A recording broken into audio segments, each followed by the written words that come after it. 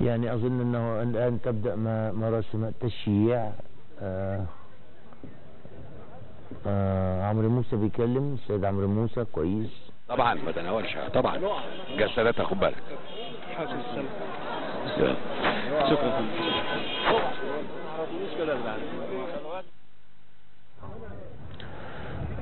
مراسم تشييع سيد الشاشة العربية فاتن حمامة.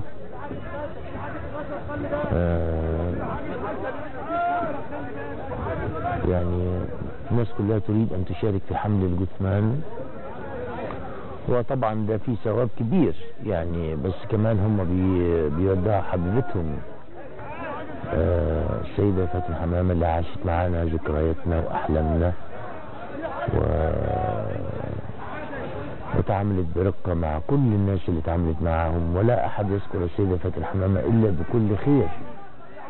يعني يمكن بعدين شوية هنتكلم إذا ربنا أحيانا أنا وزملائي على الشاشة.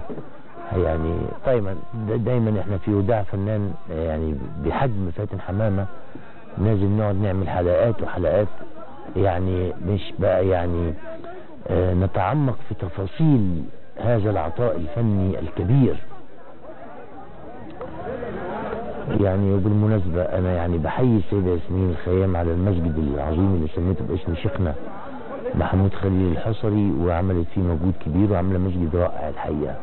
طبعا كل مساجد ربنا سبحانه وتعالى رائعة، لكنها يعني مهتمة بالمسجد وعاملة فيه نشاط اجتماعي رائع، وده شيء مهم جدا في المساجد. المساجد ما خلقتش بس للصلاة ولكن لأمور المسلمين. هذا هو الوداع الذي يخلو حسب ما أرى الشاشة من أي تواجد أمني حتى هذا المشهد. يعني حتى هذا المشهد لا أجد تواجد أمني ولا تواجد عسكري. يمكن يكون في حاجة بره بتحصل، هبة بتقول لي ربما، لكن كان لازم الدنيا تكون مختلفة عن كده تماما.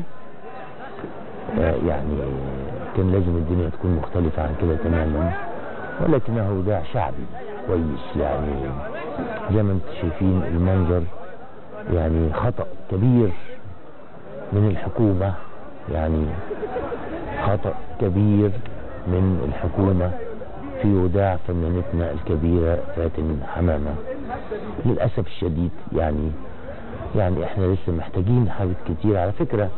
يعني يمكن حد يقول الفنانين ليه مش موجودين كتير، يعني مش كلهم موجودين يا شباب ولا كبار، لانه الحقيقة الحاجات دي بقت فيها رجالة جامدة جدا فبيتبهدلوا بهدلة فظيعة زي ما انتم شايفين المنظر. يعني بيتبهدلوا بهدلة فظيعة حتى في المآتم في السونة والعزاء الليلي بقى في ناس كتير كده تقف، والصحافة بقت مش فاهمة دورها كويس، بقت تزود قوي في الحكاية زي ما انتم شايفين. يعني فطبعا ممكن يكونوا معذورين الحقيقة. انا متأكد ان قلوبهم مع وداع السيدة فاتن حمامة، وانه عشرات الفنانين المصريين بل مئات الفنانين المصريين كانوا يحبوا ان يكونوا في وداع السيدة فاتن حمامة. ولكن حد يقول لي في عسكري واحد شاف؟ ما شفناش حاجة، ما شفناش حاجة. فين ورود الفنانين؟ فين ورود الهيئات، النقابات، الوزارات؟ يعني اظن كده ان انا يمكن لمحت عادل لبيب وزير التنمية، بس اعتقد لا، يعني اعتقد ان انا كان ملمح خطأ. يعني يمكن ان شاء الله اذا عشنا يمكن يوم الاربعاء اللي جاي نذيع لكم جزء من جنازة عبد الحليم حافظ، نذيع لكم جزء من جنازة ام كلثوم، نذيع لكم جزء الزلقينة من جنازة فريد الأطرش. اعتقد مش موجود تصويرها، لانه جنازة فريد الأطرش حصل فيها نفس الخطأ اللي بيحصل قدامنا دوت. تشوفوا يعني كيف كانت مصر تودع فنانيها الكبار، ولا يجادل احد في ان السيدة فاتن